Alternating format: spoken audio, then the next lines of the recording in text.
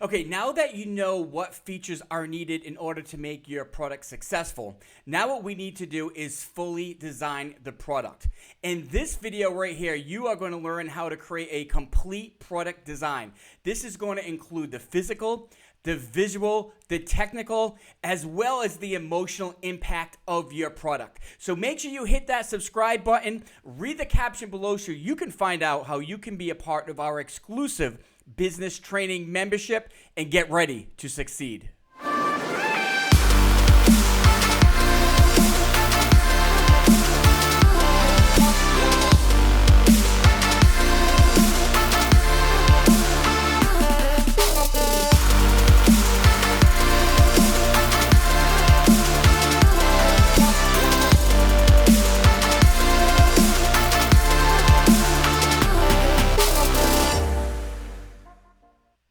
Hey everyone, welcome back. Okay, so in this video, what we're going to do is we're going to talk about the complete product design. This is going to bring everything that you've learned up to this point all together. Now, I will say this, and I will warn you, this is a very comprehensive video.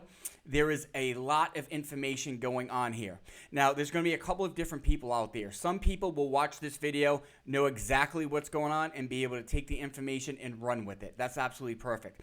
Other people will actually need to dive a little bit deeper to get better insights, to get more examples and hands-on experience with this.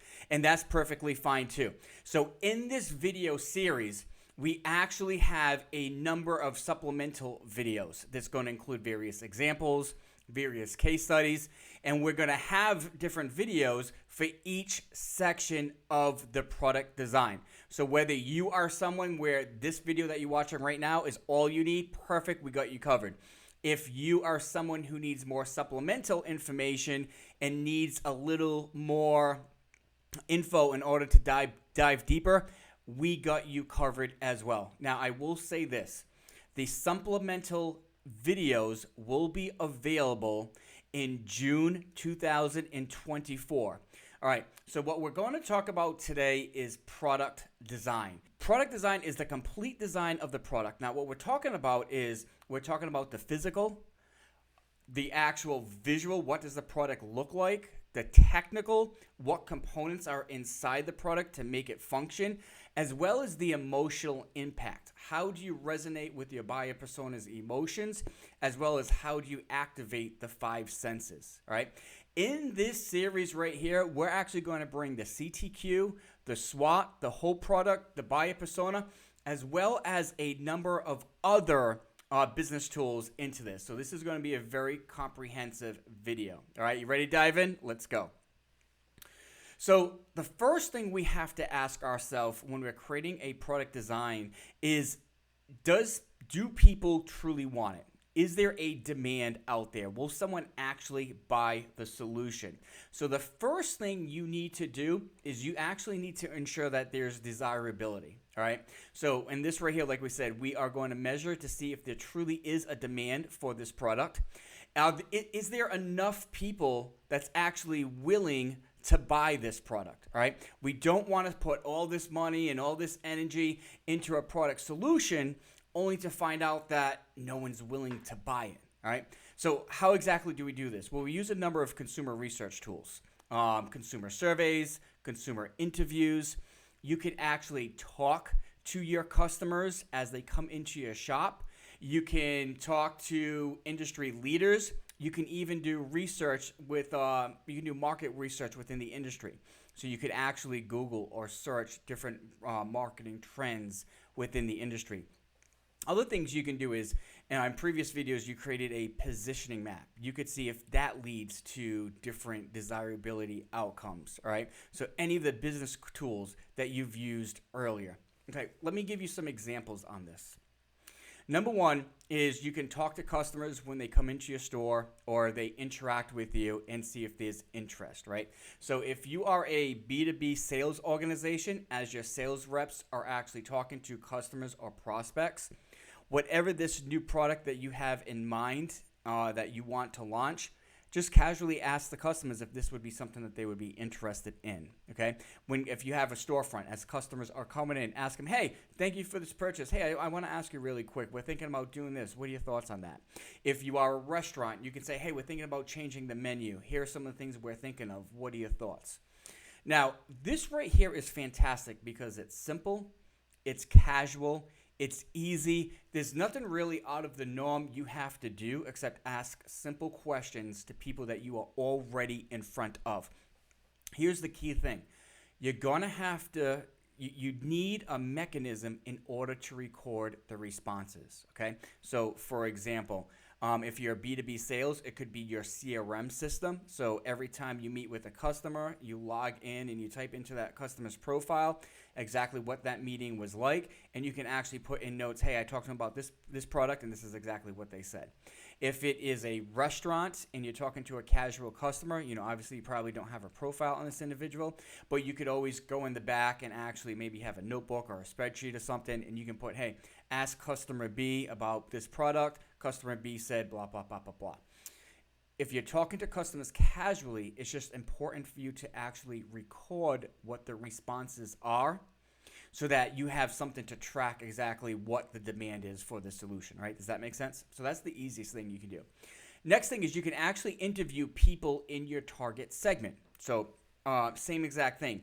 If you are a restaurant and you got a group of people coming in, or you have someone that perfectly fits your dynamic, you could actually say to the individual, hey, listen, we are willing to give you a free appetizer, or we are willing to comp your meal.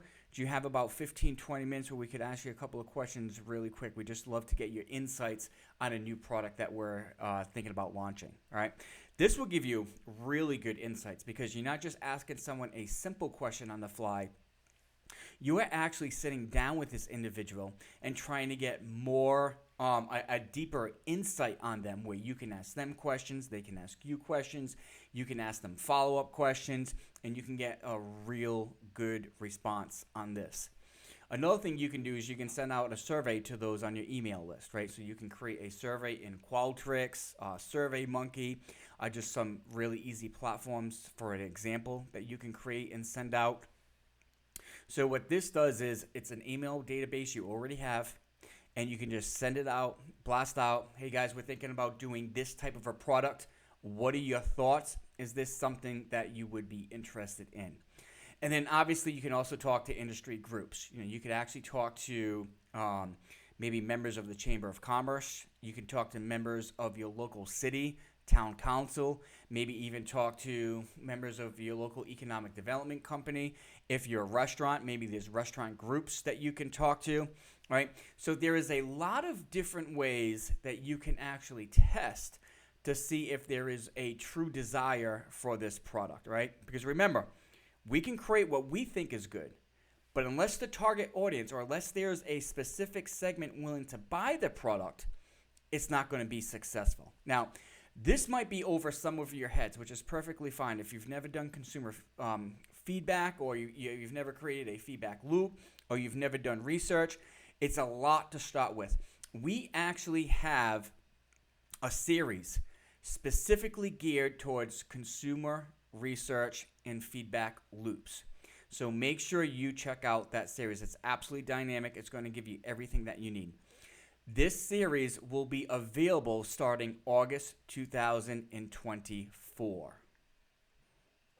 Okay, now number 2, this is actually my favorite element, and it's user experience, otherwise known as UX. And you can see how I just got excited about this, because this is where I think the real magic happens. This is where I think so much fun occurs, and this is where you can really set in an impression with your target audience. So what you want to ask yourself is, what is the customer's journey with your solution from start to finish?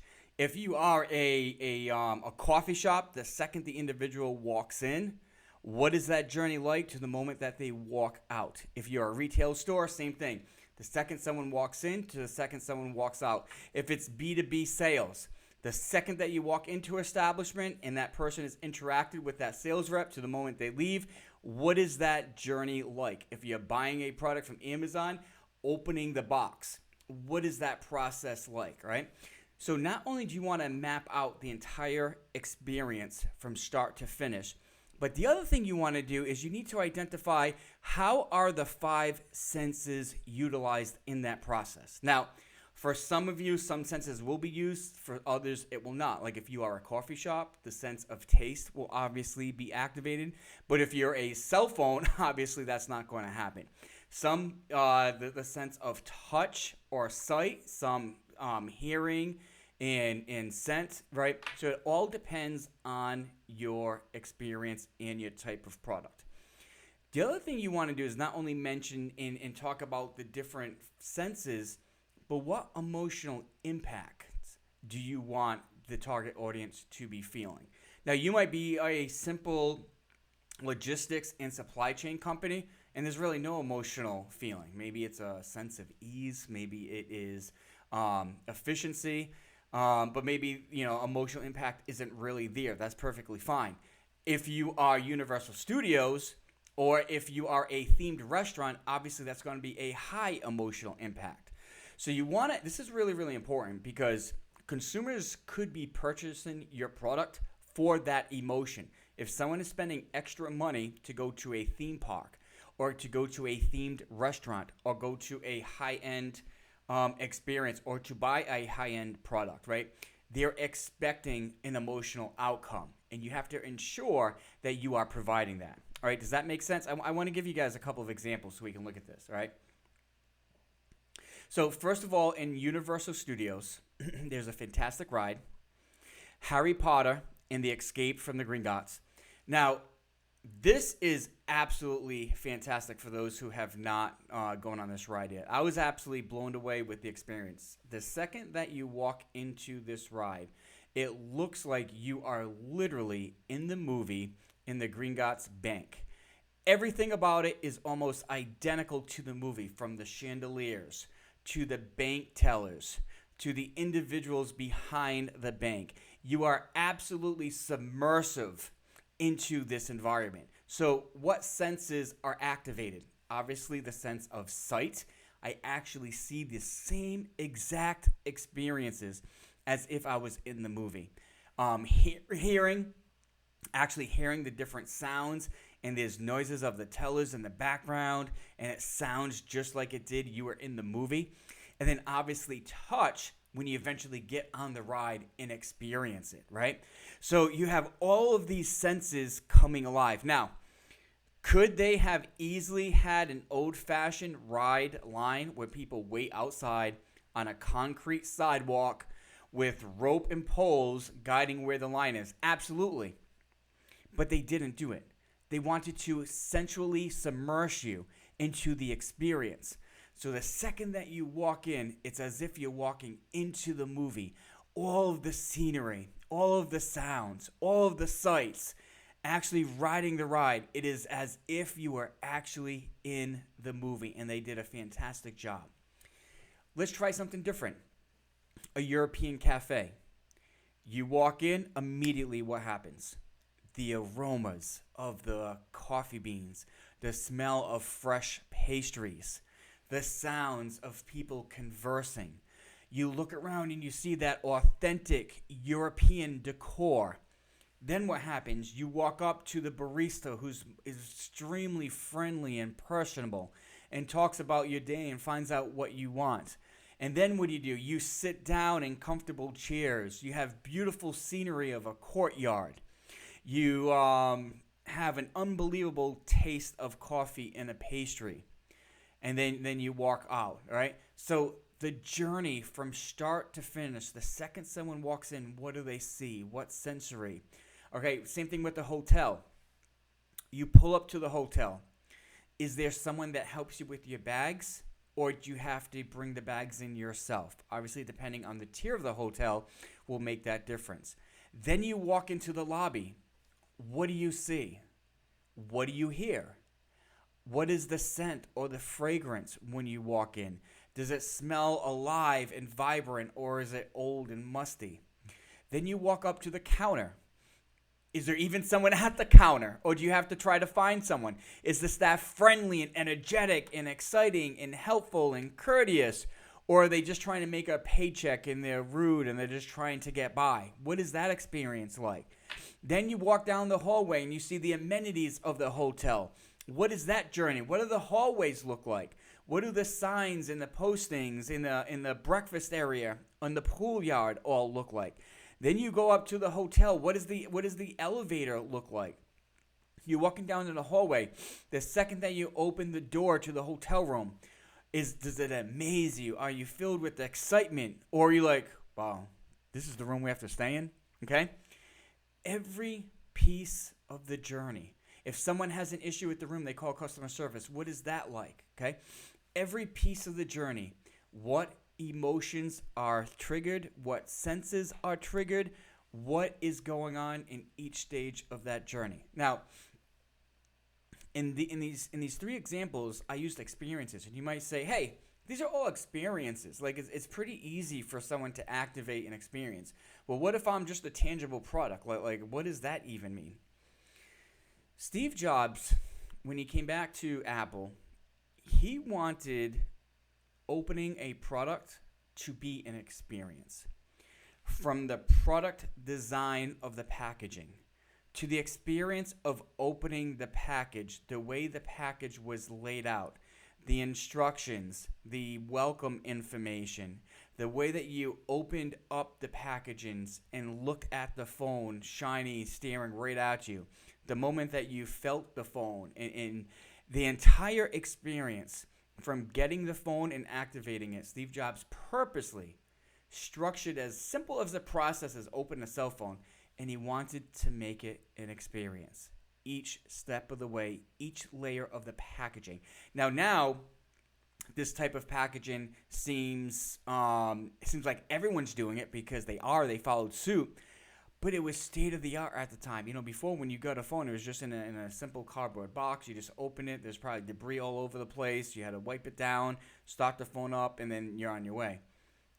The fact of making opening a product an experience was something completely different. Okay, so what you want to do in this right here, as far as your UX, is you want to map out the entire consumer journey from start to finish. What does it look like? What sensors are activated? What emotions are activated? Okay, map out. And even if you already have a product, map out what you would love the experience to be, even if it's not the experience currently, because we can always improve it, right? What do you want that ideal experience to be? Okay, number 3, aesthetics. Now that you look at the UX, now we got to build it out, okay? And we're talking about the visuals. So if you want a vibrant experience and a vibrant scenery, okay, what exact colors are you going to use to make it vibrant? What exact imagery are you going to use to make it vibrant? What exact materials are you going to use? What exact decor are you going to put into it? In this aesthetic stage, we want to get down into the specifics. We want to specifically talk about everything that we need to put into this product, okay? Let me give you an example because I know this can be a lot. Let's say your UX is you want to create a rustic Italian experience. A rustic Italian experience. Okay, so what are the details? What exactly do we need to put into this? Well, I can have old bricks with faded cement on it, as you see in the picture here. I could have a wood-stained sign that says Ristorante. You could have woven plant beds with purple flowers, vines running down the sides of the building. Okay, so this is what we're talking about, where in the UX, you just might put rustic Italian look and feel. Well, here in the aesthetics, what we want to do is we want to actually make it come alive and be specific, okay? Now, again, some of you might say, well, it's a restaurant. That's very easy to do, but I clean carpets. Like, what am I supposed to do in this stage? Well, here's another perfect example for you. So let's say you're a friendly carpet cleaner, and that's the experience that you want the consumer to have. A friendly neighborhood carpet cleaner. Nothing fancy, nothing extravagant. That is the overall customer experience. So what exactly do you do with the aesthetics? All right, here's some examples.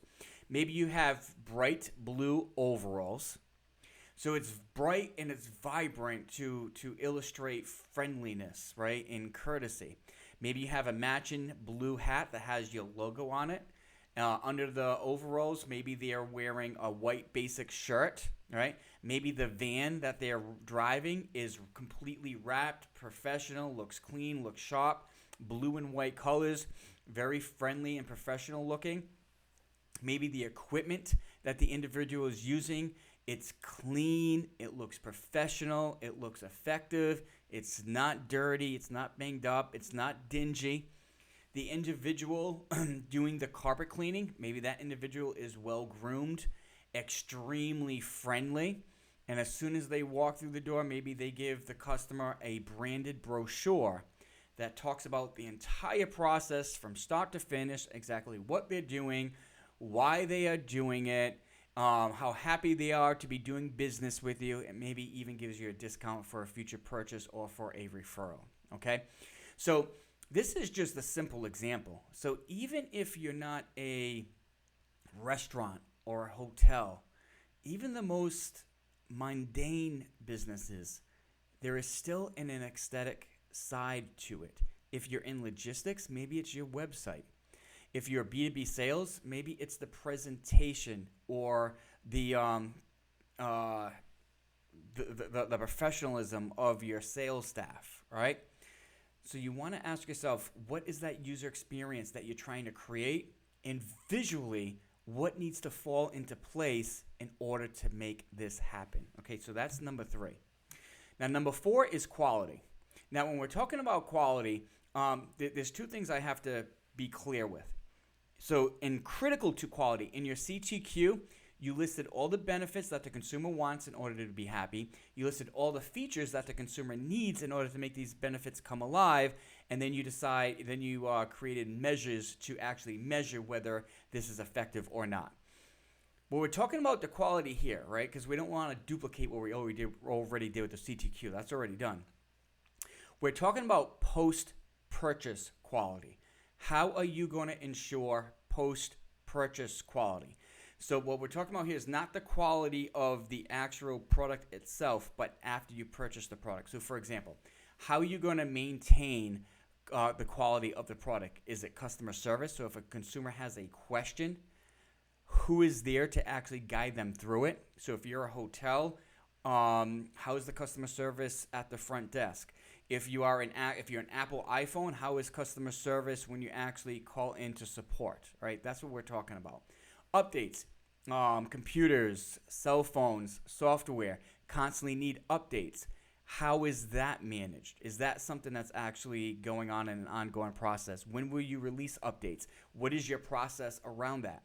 Return policy. If a consumer is unhappy, what is the return policy? One of the best things about Amazon, it is a very easy, efficient return policy if you have Prime. If there is an issue, you go to Staples, you go to Whole Foods, you drop the product off, you don't have to pay anything, no questions asked, you send the product back in 30 days and you get a full refund, right? So what is your return policy? Customer education. If you have a complex product, how are you going to educate the consumer on what's going on? Even a carpet cleaning process, right? Can you educate the consumer on what they're doing? Maybe even dry cleaning. Can you educate the consumer on what you're doing? Okay?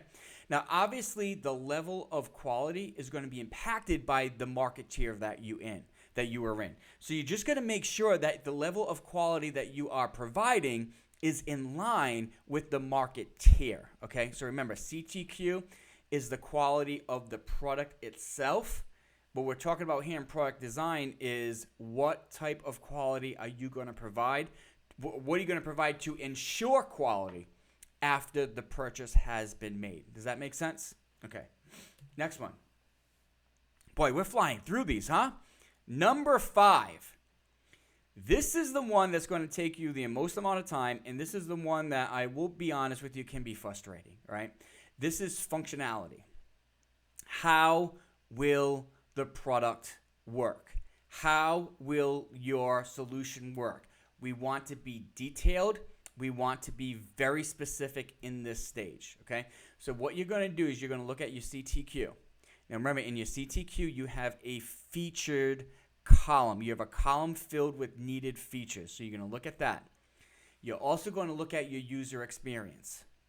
And what you're going to do is you're going to ask yourself, okay, in order for me to make the benefits on the CTQ come alive with all these different features, and in order for me to make this user experience come alive, what are all of the features? And I mean all. This has to be a detailed, exhausted list.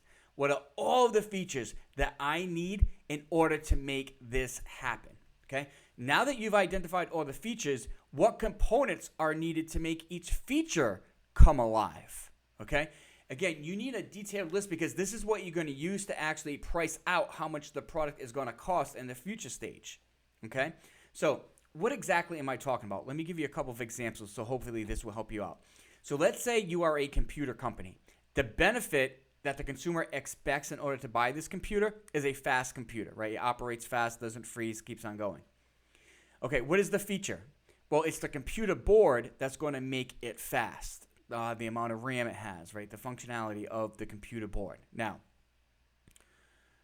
this computer board, are you buying the computer board from someone else, or do you have to make the computer board yourself, right?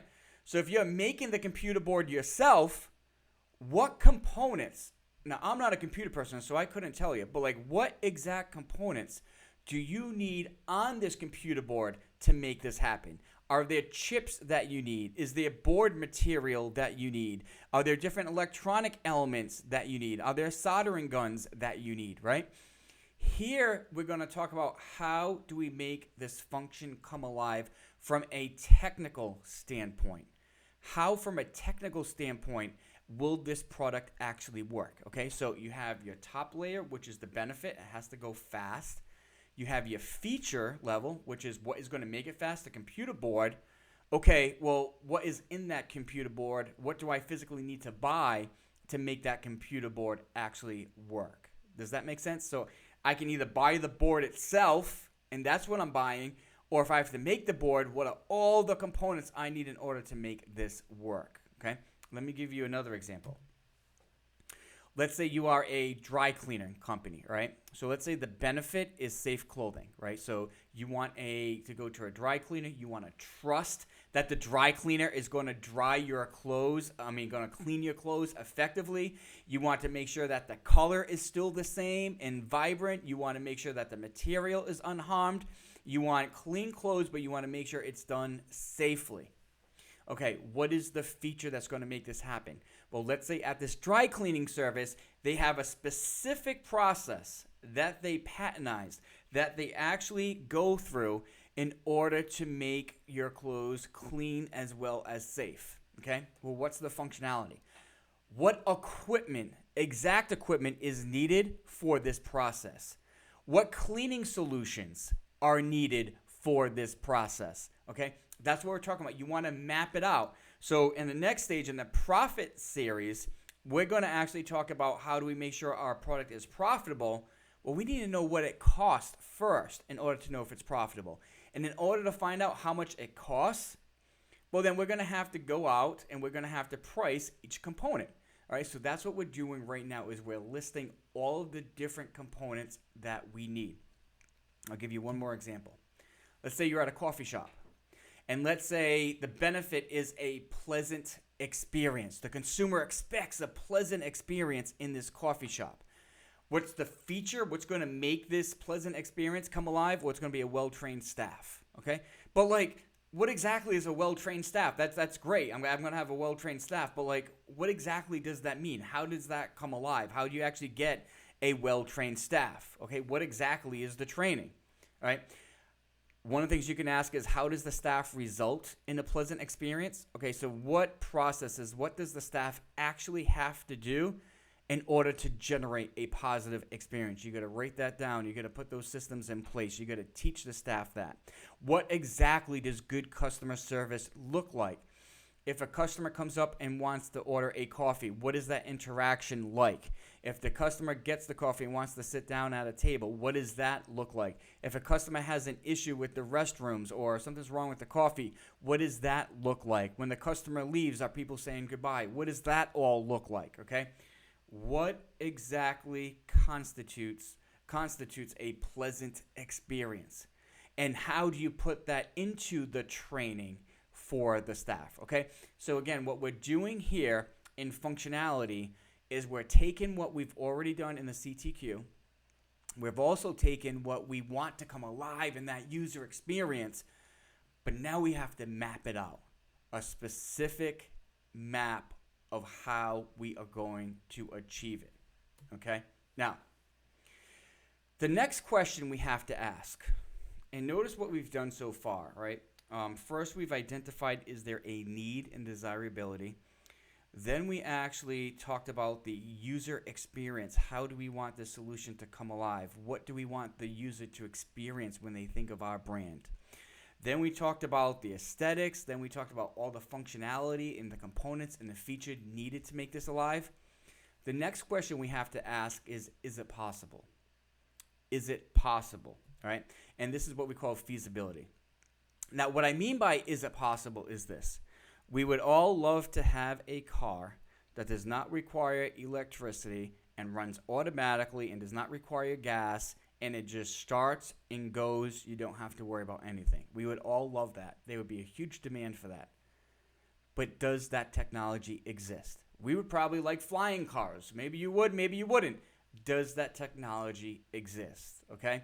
So what you got to ask yourself right now is, now that you've identified your user experience, you've identified your CTQ, you've identified what features are needed to make this possible, is it possible? Do you have access to the resources to make this happen? Right? So that's what we're asking in this right here. Do you have access to the resources in order to make this happen? Okay, what are we talking about? Does the technology exist? And are you able to get your hands on this technology? There is technology that exists that certain governments are using we don't have access to, okay? There is technology that exists that some certain companies are using you don't have access to them because they're IP protected. The technology that you need to make this happen, does it exist and is it accessible to you? Staff. Do you have the staff that's trained enough to actually execute, right? You could have the perfect process for a production plant, but if you don't have skilled workers to work in that plant, or you don't have a management team that can actually facilitate that plant, then what happens, okay? So technology, staff. Next one is financial. Do you actually have the financial capability to finance this operation?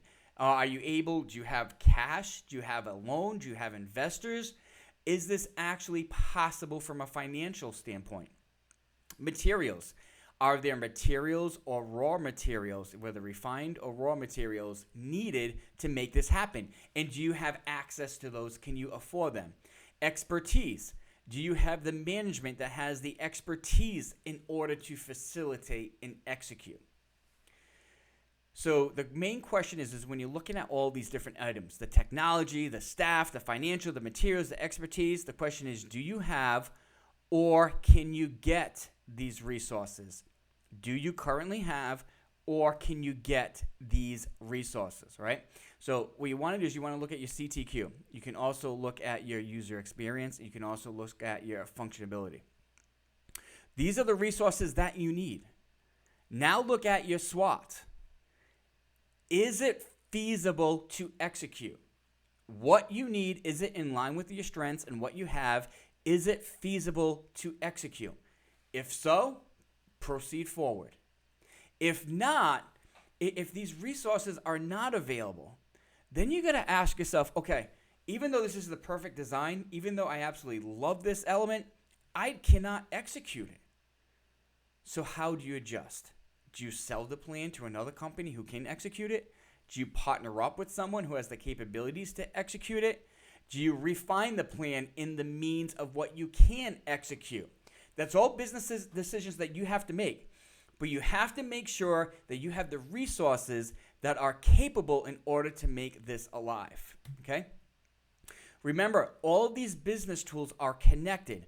The CTQ, the SWOT, the buyer persona, now the product design. It's not like you create a business tool and then it leaves out in a silo.